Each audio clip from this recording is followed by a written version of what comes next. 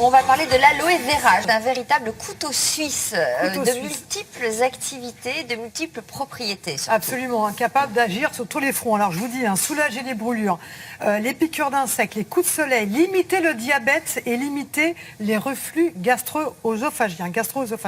Alors pour les plus sceptiques, parce qu'effectivement on parle de beaucoup d'intérêt, pour les plus sceptiques, sachez que c'est très sérieux.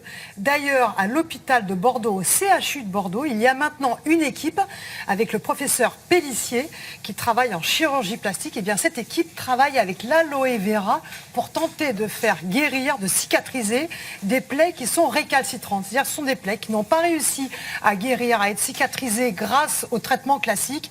Et maintenant, eh bien, ce professeur Pellissier a décidé dans son service d'introduire l'aloe vera, de le mettre sur les plaies. Et les résultats sont tout à fait exceptionnels. Alors évidemment, on a voulu en savoir plus. Nous nous sommes rendus à Bordeaux et nous avons suivi une patiente, Maïté, gravement brûlée sur la cuisse.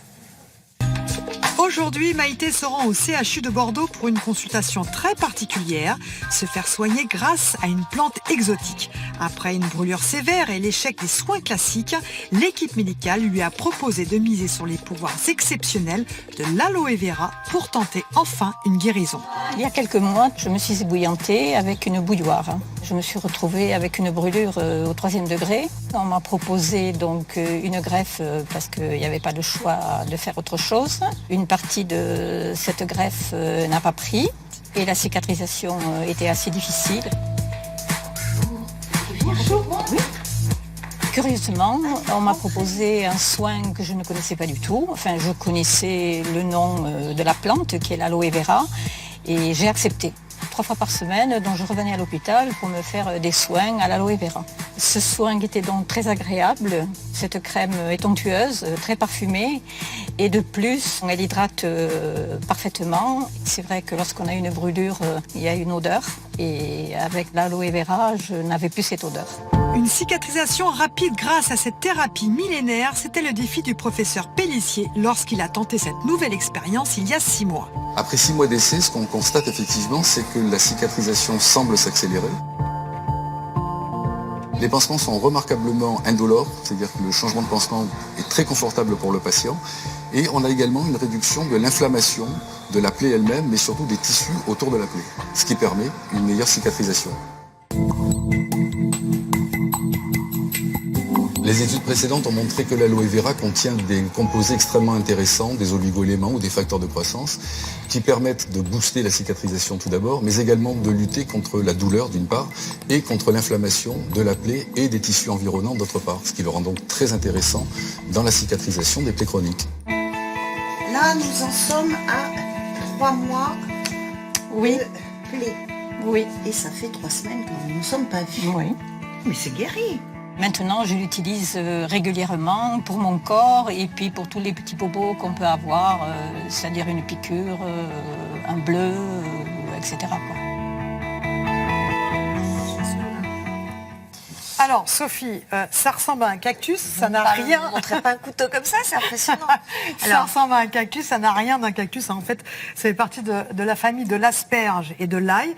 Donc, je coupe une feuille de l'asperge et de l'ail. Exactement, curieusement. Je coupe une feuille de cactus. Voilà, vous Et on regardez mesure à l'intérieur et c'est riche. Voilà, et ce qui nous intéresse, c'est cette partie-là. Vous voyez ce gel-là qui dégouline, eh ben, ça c'est ce gel-là qui est exceptionnel pour notre santé. Voilà, d'ailleurs, il faut savoir que vous n'êtes pas obligé d'aller vers les produits que l'on trouve en cosmétique ou même pour la nutrition. On peut très bien prendre ce gel, le prendre, vous l'avez chez vous, vous le rentrez l'hiver parce que l'aloe vera est fragile, et vous l'appliquez directement, vous le prenez et vous l'appliquez directement sur votre peau et ça va être très très vite absorbé. Vous allez voir que ça a une absorption extraordinaire. Alors les propriétés, c'est quoi? C'est cicatrisant, les propriétés, c'est hydratant. je vais vous parler de propriétés qui ont été avérées par des études scientifiques, vous le savez, c'est toujours la même chose. Avec moi donc, potentiel anti-inflammatoire. Ça sent pas bon. Oui, mais c'est bien. Oui, c'est vrai. Potentiel anti-inflammatoire.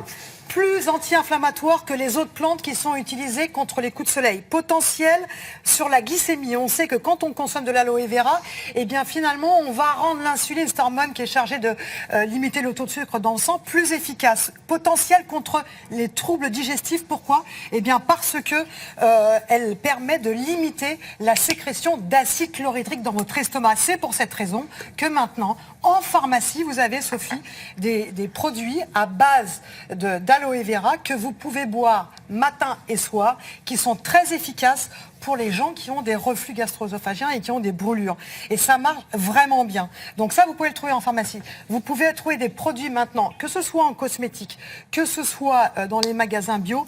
Il faut faire très attention parce que quand j'ai fait mon petit shopping avec Margot, eh bien, nous avons vu qu'il y avait des produits qui étaient mal dosés. C'est-à-dire que quand vous allez choisir, par exemple, certaines boissons, vous voyez aloe vera, 100% bio, super. Sauf qu'il n'y a pratiquement pas d'aloe vera ou très peu d'aloe vera dans ces produits. Et en plus, ils ont rajouté du sucre.